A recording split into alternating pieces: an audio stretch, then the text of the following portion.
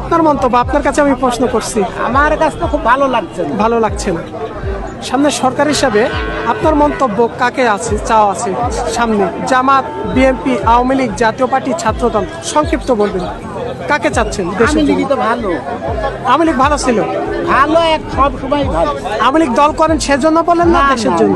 আমরা গরিব মানুষ, আমরা আছে বাড়ির ভিটি হলে 2 কাঠা 2.5 কাঠা। আমরা আমি অত জানতে চাই না। আপনার 100 বিঘা আছে কি 1 কাঠা আছে, তাই না?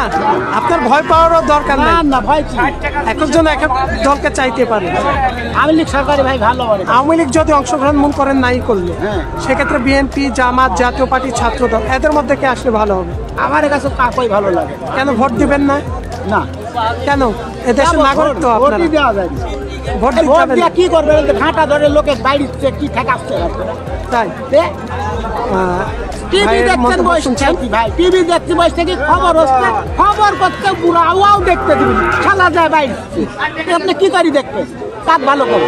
আপনি দেশে বাস করছেন, এই দেশে যদি আপনার স্বাধীনতা না থাকে। অবশ্যই স্বাধীনতা এখন আমরা তো না, দেখছি। স্বাধীনতা বাইরে তো হুকা হুক বাইরে। আচ্ছা যাই হোক, বাংলাদেশের আমার জন্য কাছে বলুন। ধরেন আওয়ামী লীগ সরকারই ভালো লাগবে, অন্য কোনো সরকার আমার কাছে ভালো লাগে। ভালো না। কারণ গরিব মানুষের বাড়ি ঘর যাক আমরা বুঝতে সবই পারছি করে ভাই, মানে